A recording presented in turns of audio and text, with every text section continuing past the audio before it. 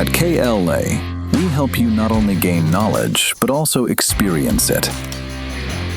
KL deemed to be university. మనతోని BRS party మాజీ MLA Bollaiah Mallaiah Yadav గారు అయితే ఉన్నారు. మాట్లాడించే ప్రయత్నం చేద్దాం. సరే, ఈ కాళేశ్వరం సంబంధించిన ప్రాజెక్ట్ పైన ఇటు కాంగ్రెస్ ప్రభుత్వం చాలా వరకు విమర్శల పరం చేస్తూ ఉంది, కానీ రైతుల వరకు మరి నీళ్ళు అందియని పరిస్థితి కనబడతా ఉంది.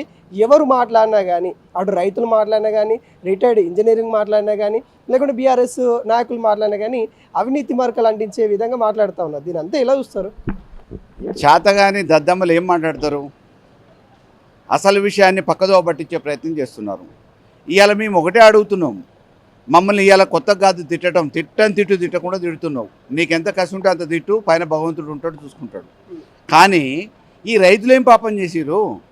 ఈ తెలంగాణ ఎడారిగా ఉన్న తెలంగాణని బాగు చేయాలనే కదా ఉద్యమం చేసి 14 సంవత్సరాలు సుదీర్ఘ పోరాటం చేసి సాధించుకున్న తెలంగాణని బాగు చేయాలని కాళేశ్వరం డ్యామ్ 3 సంవత్సరాలు కట్టి జాతికి అంకితం చేస్తే, ఆ తీసుకొచ్చిన దాన్ని నీ రాజకీయ ప్రయోజనాల కోసం వ్యక్తిగతంగా కేసీఆర్ గారిని బంధం చేయడం కోసం పడవబెట్టి ఇవాళ కూడా తప్పించుకునే ప్రయత్నాలు ఎందుకు చెప్తున్నావు? అది నడుస్తుంది రా బాబు అని చెప్పేసి నీకు చిలుకగా చెప్పినట్టు మామూలుగా అనుభవజ్ఞులు, ఇంజనీర్లు, మేధావులు అందరూ చెప్తుంటే నీ తప్పుని కప్పిపుచ్చుకోవడానికి వాళ్ళని జైలు వేస్తా అంటావు, వీళ్ళని జైలు వేస్తా అంటావు, బెల్ట్ ట్రీట్మెంట్ అంటావు. అసలు ఫస్ట్ నిన్ను తీసుకుపోయి పిచ్చి హాస్పిటల్లో ట్రీట్మెంట్ చేపియాలి కదా. అది ఢిల్లీ వాళ్ళు ఆలోచించాలి, ఢిల్లీ అధిష్టానం ఆలోచించాలి.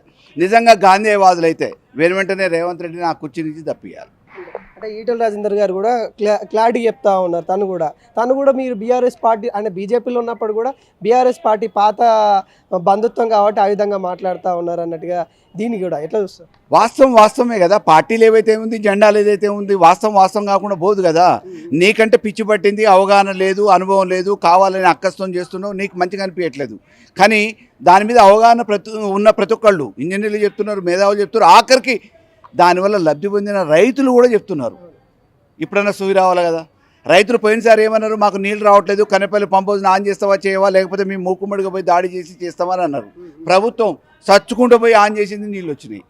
రైతులు కూడా చెప్పినాక కొంతమంది చదువుకున్న వాళ్ళు ఉన్నారు, కొంతమంది చదువుకున్న వాళ్ళు ఉన్నారు. వాళ్ళకున్న అవగాహన కూడా లేని దద్దమ్మవి, సంపాదన మీద ఉన్న ఆశ, జాగ్రత్త, ముందు చూపు రైతుల మీద కొద్దిగా పెట్టు, తెలంగాణ బాగు కోసం కొద్దిగా పెట్టు, అధికారం కోసం మాయమాటలు చెప్పినావు. ఇవాళ అది చేయడానికి చేతగాక అడిగిన నెల తిడతా అంటావు.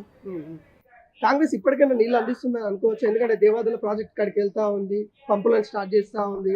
వీటి కాళేశ్వరం పట్టుకోకపోయినా కానీ దేవాదుల ప్రాజెక్ట్ కాడికి వెళ్తా ఉన్నాయి. ఇప్పటికైనా కొంచెం మేలుకు వచ్చిందని అనుకోవచ్చు. తమ్ముడు, శ్రీశైలంలో పడ్డ 8 మంది శవాలనే బయటికి తీయడానికి చేతగాలి. వీళ్ళకి అవగాహన లేదు, అనుభవం లేదు. ఇక వీళ్ళు నీళ్ళు ఇస్తారనే ఆశ ఉందా జనాలకి, రైతులకి? వీళ్ళు తెలంగాణని ఆగం చేయడానికి వచ్చిర్రు, అందిన కాడికి దోచుకోవడానికి వచ్చిర్రు. ఉన్న తెలంగాణని ఆగం చేస్తున్నారు. వీళ్ళతోని ఏది కాదు. ఇప్పుడు పరిశీలన చేస్తూ ఉన్నారు, ప్రాజెక్టులు ఎక్కడికి వెళ్తా ఉన్నారు, పరిశీలన చేస్తూ ఉన్నాము, నీళ్ళు అందిస్తాము, ధైర్యంగా ఉండండి, మీకు ప్రత్యామ్నాయ పంటల గురించి అవగాహన కలిగిస్తాం అంటారు కదా. అరే వాడు పోయి దున్నపోతు లెక్క బండిండు, 2.5 సంవత్సరాలు అవుతుంది. వచ్చిన కాడికి కమిషన్లు, లిఫ్ట్ పేపర్ల మీద పైపుల పైసలు అందుకుంటుండు, రైస్ మిల్లులలో బ్లాక్ మెయిల్ చేసి డబ్బులు తీసుకుంటుండు. ఇవాళ మేడిగడ్డ జూలై నాటికి బాగు చేస్తానంటాడు నీటిపారుదల శాఖ మంత్రి. ఎక్కడ జూలై? ఇప్పటివరకు ఎన్ని జూలైలు పోయినాయి నువ్వు అధికారంలోకి వచ్చినాక? మేడిగడ్డను బాగు చేస్తా, లేకపోతే ఇంకోటి బాగు చేస్తా అంటే ఇవాళ వరకు ఎవరు అడ్డం వచ్చారు? మేము అదే చెప్పినాం. ఎన్డీఎస్ఏ రిపోర్ట్ కూడా అదే చెప్పింది. నిన్నగాక మొన్న అక్బరుద్దీన్ ఓవైసీ అసెంబ్లీలో కూడా అదే చెప్పిండు కదా.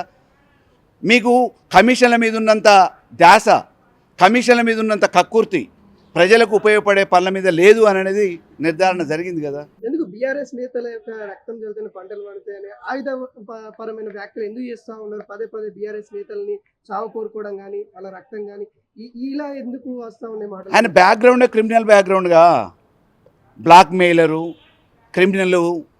ఆయన అఫిడవిట్లో కొన్ని కేసులు పెట్టిండు, కొన్ని కేసులు పెట్టలే. పెడితేనే మామూలుగా 100 ఆడికి వచ్చినాయి కదా. అనేక రకమైన మర్డరు, క్రిమినల్ నాలెడ్జ్ ఉన్నోడు, క్రిమినల్ కేసులలో ఇన్వాల్వ్ అయినోడు, తెలంగాణ ఉద్యమం వల్ల తుపాకీ ఎక్కుపెట్టినోడు తెలంగాణ ఉద్యమకారుల మీద.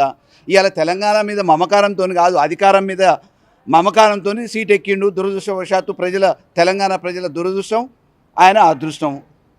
బీఆర్ఎస్ నేతలు మాట్లాడుతూ ఉన్నారు, మాజీ మంత్రులు హరీష్ రావు మాట్లాడుతూ ఉన్నారు, కేటీఆర్ మాట్లాడుతారు. వీళ్ళందరూ మాట్లాడినా కానీ కేసీఆర్ రావాలా, కేసీఆర్ చర్చకు వస్తా అంటే 5 రోజులు అసెంబ్లీ పెడదాం, మాట్లాడదాం, దమ్ముంటే వస్తారా కేసీఆర్ అన్నట్టుగా మళ్ళీ అసెంబ్లీలో సవాల్ విసురుతూ ఉన్నారు కదా.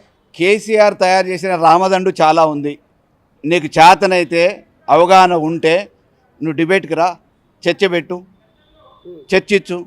నీకు ఈ దండుతోనే సాధ్యమైతలేదు, ఇక ఆయన వస్తే నీకు సమాధానం కాదు. ఉండగలుగుతావు, ఒక నిమిషం అన్నా మాట్లాడగలుగుతావా? అరే నీకు పరిష్కారం కావాలి, సమాధానం కావాలి, దీనికి ప్రత్యామ్నాయం ఏందనేది చెప్పేటోళ్ళు కావాలి, కానీ కేసీఆర్ గారే రావాలి. మరో పోరాటం వస్తుంది అనుకుంటారా? ఏదైతే తెలంగాణ ఇప్పుడు నీళ్లు నిధులు నియామకాలను పోరాటం చేసినాం, ఇప్పుడు నీళ్ళ కోసం మరో పోరాటం. ఈ దద్దమ్మని తప్పించడానికి మరో పోరాటం కావాలన్నా? ప్రజలు బడితలు పట్టుకుంటారు, గుత్పలు పట్టుకొని ఎమ్మడి పడతారు. తెలంగాణ వాళ్ళు మామూలుగా చైతన్యం తెలవందేం కాదు.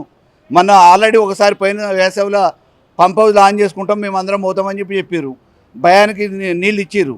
ఈసారి నీళ్ళే రాలేదు అనుకో, ఒక్కడు కూడా ఆయన కొడంగల్ ఆయన స్వగ్రామంలో కూడా తిరగలేడు. అంటే రేవంత్ రెడ్డి ఎక్కడ ఫెయిల్ అవుతున్నారు అంటారు? ఎక్కడ తప్పిదం జరుగుతా ఉంది? ఇంత పెద్ద ప్రభుత్వము, ఇంటెలిజెన్స్ ఉంటుంది, అనేక విషయాలపైన వాళ్ళకి ఎప్పటికప్పుడు రిపోర్ట్ ఇస్తుంది. నీళ్ళు ఎంత పోతున్నాయి రిపోర్ట్ వస్తుంది, నీళ్ళు ఎంత వస్తుందో రిపోర్ట్ ఇస్తుంది. ఈయనేమో నీళ్ళే లేవు, వానొత్తే కదా మన చెంబులల్లో నీళ్ళల్లో పట్టుకుంటాం అన్నట్టు. రాక అకస్మాత్తుగా అదృష్టవశాత్తు అవకాశం ముఖ్యమంత్రి సీటుగా వచ్చింది. దాన్ని అడ్డం పెట్టుకొని రేయింబౌళ్ళు ఎట్లా అక్రమంగా సంపాదించుకోవాలనే ఆలోచన ఉంది. ఇవాళ రాష్ట్ర ప్రజల కోసమో బాగు కోసమో ఆలోచించే పరిస్థితి తీరిక ఆయనకు లేదు. అక్రమ సంపాదనతోనే ఆయన మామూలుగా ఆస్తులు పెంచుకోవాలనుకుంటుండు, తెలంగాణ ప్రజాధనాన్ని దూసుకోవాలనుకుంటుండు. ఇది తెలంగాణ ప్రజల దురదృష్టం, ఆయన అదృష్టం. సో ఫైనల్ గా ఏం చెప్తారు రేవంత్ రెడ్డి ప్రభుత్వానికి? కనీసం ఉన్న కాలమైనా కానీ ఇంకా ఎలక్షన్స్ ఇంకొక 2 సంవత్సరాలు ఉన్నాయి, ఇప్పటికైనా ఎట్లా చేస్తే బాగుంటుందని కోరుకుంటారు. గాంధేయ సిద్ధాంతం అని చెప్పుకుంటున్న కాంగ్రెస్ అధినాయకత్వం ఆయన బ్లాక్ మెయిల్లకు భయపడకపోతే, రేవంత్ రెడ్డి ఇచ్చే ముడుపులకు భయపడకపోతే వెనువెంటనే ఆయన్ని ఆ సీట్ నుంచి తప్పియాలి, ఈ రాష్ట్రాన్ని కాపాడాలి.